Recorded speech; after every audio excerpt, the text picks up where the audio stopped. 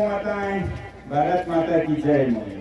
भारत माता की जय, भारत माता की जय, भारत माता की जय।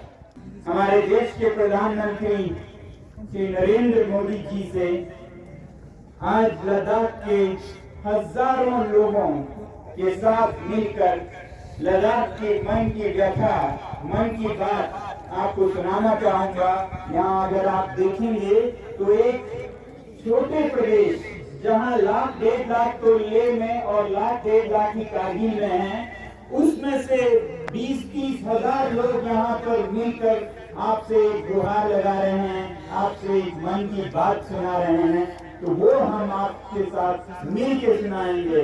कैसा है? आप लोगों की मंशा और आपकी अनुमति लेके मैं प्रधानमंत्री जी को ये कुछ मन की बातें सुनाना चाहूंगा। सबसे पहले तो लद्दाख के लोग आपके बहुत बहुत आभारी हैं और रहेंगे कि आपने, आपकी सरकार ने आज से 4 साल पहले लद्दाख की सालों दशकों पुरानी मांग पूरी की। उसका हम बहुत बहुत धन्यवाद करते हैं और करते रहेंगे।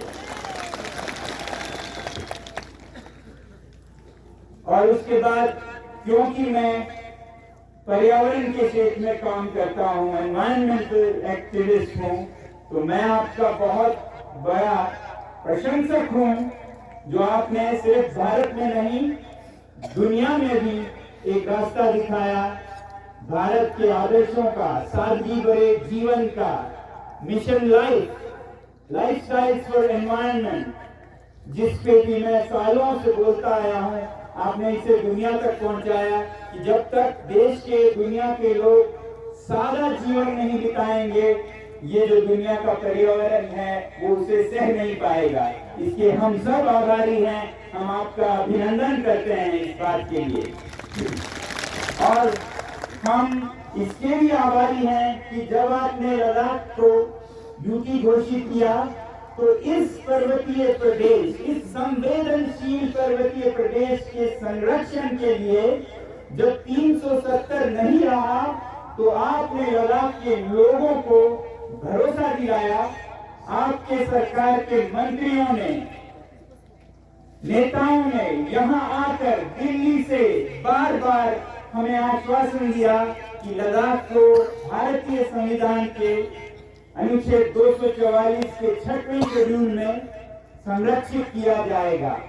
ये भारत के नेशनल कमीशन फॉर SC/ST के मिनट्स में छपे हुए हैं। ये आश्वासन यहाँ पोलो ग्राउंड से दिया गया। ये आश्वासन ट्राइबल जनजातीय मंत्री से, न्याय के लॉ मिनिस्ट्री से, होम मिनिस्ट्री से, हर तरफ से हमें ये आश्वासन मिला। और फिर उसके बाद आपके सरकार ने, आपके पार्टी ने एक बार नहीं 2 बार हमें ये आश्वासन इलेक्शन में, चुनाव में इस तरह के मैनिफेस्टो, घोषणा पत्र के जरिए भी दिया। ये मैं आपको फिर याद दिलाना चाहूंगा और धन्यवाद करना चाहूंगा लद्दाख के उन तमाम लोगों की तरफ से। आपने संसदीय चुनाव में नंबर 1, नंबर 2, नंबर 3 पर रखा है declaration of Ladakh under 6th schedule of Indian constitution, tribal area declaration. ये पार्लियामेंट्री इलेक्शन में आश्वासन दिया गया था 2019 में। और फिर 2020 में जब लद्दाख के लेह जिले में यहाँ का सबसे प्रतिष्ठित चुनाव हुआ पर्वतीय काउंसिल का, हिल काउंसिल का, तो फिर पहले नंबर पर इस मैनिफेस्टो में यही मुद्दा है, constitutional safeguard for Ladakh under 6th schedule of Indian constitution. तो ये आपने हमारे साथ वादे किए, आश्वासन दिए, इन सब का हम फिर धन्यवाद कहना चाहते हैं, क्योंकि हम सोचते हैं कि देर हुई है, 3-4 सालों का, मगर अंधेर नहीं है, हमारा ये यकीन है। तो हमारा यकीन ये है कि जब आपने ये आश्वासन दिए तो आप इसे देर सवेर पूरा जरूर करेंगे। मगर दुख के साथ ये कहना पड़ रहा है कि इन घोषणाओं के बाद एक सन्नाटा सा छा गया कुछ महीनों के लिए, फिर 1 साल के लिए, फिर नकारात्मक संकेत मिलने लगे कि ये नहीं मिलने वाला है। फिर यहाँ लेह में तो जो 6 शेड्यूल शब्द को उच्चारण करे उन पर जातियां होने लगी, बच्चों को पकड़ा जाने लगा। और हमने सोचा कि शायद जिन नेताओं पर हमारा इतना भरोसा था वो नहीं रहा। फिलहाल के महीनों में हमें ये पता चला कि ऐसा भी नहीं है। केंद्र सरकार ने, केंद्र के नेता, मंत्री, गृह मंत्री सब लद्दाख के हितैषी हैं, भला चाहते हैं, देना चाहते हैं। हमें फिर ये पर्दा जो हमारे बीच में केंद्र के साथ आ गया था वो पर्दा फाश होते हुए नजर आया और पता ये चलने लगा कि कुछ औद्योगिक गुट, इंडस्ट्रियल लॉबीज जैसे माइनिंग, खनन, जिनको लद्दाख के ये वादियों में, पहाड़ों में, पर्वतों में पैसा दिखता है, जो कल की नहीं सोचते आज की लूट मचाने में लगे हैं। हिमाचल में, उत्तरांचल में, पूरे हिमालय में, जिसका खामियाजा यहाँ के लोग हिमालय में भुगत रहे हैं। आप देख रहे हैं हिमाचल प्रदेश में क्या हो रहा है। ये अंधाधुंध विकास के नाम पर जो उद्योग का तांता लगा हुआ है, यही आप उत्तराखंड में देख रहे हैं। अब लद्दाख के दरवाजे पे दस्तक देने जैसे ही इनकी घोषणा हुई तो ऐसे घरानों ने, ऐसे गुटों ने, लॉबीज ने यहाँ अपना सर्वेक्षण करना शुरू किया और हमारे जो नेता हमारी आवाज को ले जाने के लिए चुने गए थे लद्दाख से, वो हमसे ज्यादा उनके असर में आए और उनके साथ मिलकर वो लद्दाख को बेचने लगे, खरीद फरोख्त करने लगे। और वो अब तक ये संदेश देने लगे कि ये संरक्षण यहाँ किसी को नहीं चाहिए। ये संरक्षण, ये 6 शेड्यूल, ये 2-4 लोगों की, कुछ पॉलिटिकल पार्टी, कुछ ऑपोजिशन की मांग है। इस पे आप ध्यान नहीं दीजिएगा, ये रखिएगा। क्योंकि उन्हें पता था कि अगर लद्दाख पर 6 शेड्यूल आ जाए तो फिर ये उद्योग मनमानी नहीं कर पाएंगे, खिलवाड़ नहीं कर पाएंगे। तोड़ मरोड़ जो पर्वतों का हुआ है हर जगह, वो सब यहाँ नहीं हो पाएगा। लद्दाख बचा रहेगा और वो ये नहीं चाहते थे, तो ये गलत संकेत देने लगे। तो जब उन्होंने ये कहा कि ये कुछ ही लोगों की मांग है, तब लद्दाख के लोगों ने आपको जवाब, संदेश देने के लिए, अपने पैरों से वोट देने के लिए आज यहाँ पर हजारों, दसियों हजारों में लोग जमा होकर इस ठंड में ये जताने के लिए आए हैं कि हम सब इस मांग के साथ हैं। आप इस बहकावे में ना आए जो कुछ मतलबी लोग वेस्टेड इंटरेस्ट आप तक पहुंचा रहे हैं। हमें उम्मीद है कि आप इनकी आवाज सुनेंगे।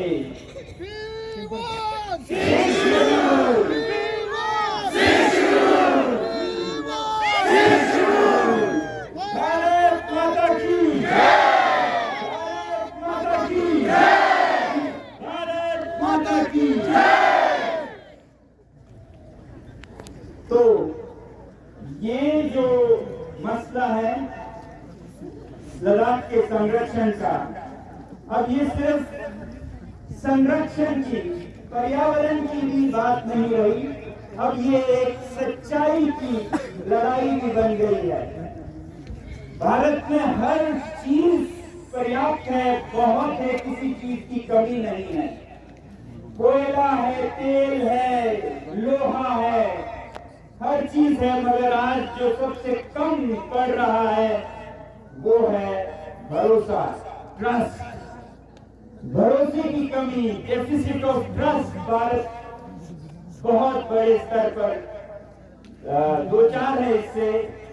और ऐसे में ये एक बहुत बड़ा उदाहरण बनेगा आपके तरफ से कि जो वादा किया है वो निभाना पड़ेगा। जो निभाएंगे नहीं वो वादा करेंगे नहीं, ऐसी हमारी उम्मीद है ऐसे सरकार से, ऐसे नेताओं से जो कि ईमान के नाम पर ही सत्ता में आए। आपको याद है कि 2011, 12, 13 के इंडिया अगेंस्ट करप्शन में भारतीय जनता ने कितने जोर शोर से भारत में फिर से सच्चाई को वापस लाने की आवाज उठाई और उसके ठीक बाद भारतीय जनता पार्टी सत्ता में आई, क्योंकि लोगों को ये भरोसा था कि अब साफ होगा हर चीज। मगर आज बदकिस्मती से देख कहना पड़ रहा है कि आज हर तरफ करप्शन फिर से सर उठा रहा है देश में और यहाँ लद्दाख में भी। आपको मालूम हो या ना हो, पिछले 3-4 सालों में यूपी लद्दाख में करप्शन हद के स्तर पर होने लगा था। जम्मू कश्मीर में हम जानते थे कि वो सबसे करप्ट राज्य है, लद्दाख में बहुत बड़े स्तर पर होने लगा। कुछ कदम भी उठाए गए, कुछ अदल बदल भी हुए, मगर हमें नहीं लगता है कि सफाई अभी भी है। अगर आप देखें पिछले 3-4 सालों का खनन करें कागजों को तो बहुत बरमान मिलेंगे आपको करप्शन के। मैं खुद आपको कई ऐसे मिसालें और सबूतें दे सकता हूं। तो ये हाल है लद्दाख का और ऐसा ही हाल देश में भी लग रहा है। आप बहुत कोशिश कर रहे हैं मगर हालात बहुत अच्छे नहीं हैं। ऐसे में बहुत जरूरी है कि देश को भरोसा हो कि हमारी सरकार, हमारे नेता भरोसे पर खड़ा उतरेंगे। तो हम लद्दाख से ये गुहार करते हैं कि सबसे पहले तो ये जो इलेक्शन के मैनिफेस्टो हैं उन पर अमल करके आप देश को बताएं कि इलेक्शन गुड्डा गुड्डी का खेल नहीं है, बच्चों का खेल नहीं है। इसमें जो वचन दिए जाते हैं उन्हें पूरा किया जाता है और लद्दाख की जनता इसी उम्मीद पर आज यहाँ आई है कि आप ऐसा जरूर करेंगे। हमें बताया गया कि 19 फरवरी को टॉक्स होंगे दिल्ली में। हमें बहुत उम्मीद है कि इस टॉक वादे पर खड़े उतरेंगे और पक्के इरादे से हैं जैसा हमें आश्वासन दिया गया है। और हम कोई ऐसी चीज नहीं मांग रहे हैं कि जो भारत में संभव नहीं है। हम चांद, हम सितारे नहीं मांग रहे हैं। हम तो भारतीय संविधान के अनुच्छेद जिसका हमसे वादा किया था उसी का अमल मांग रहे हैं।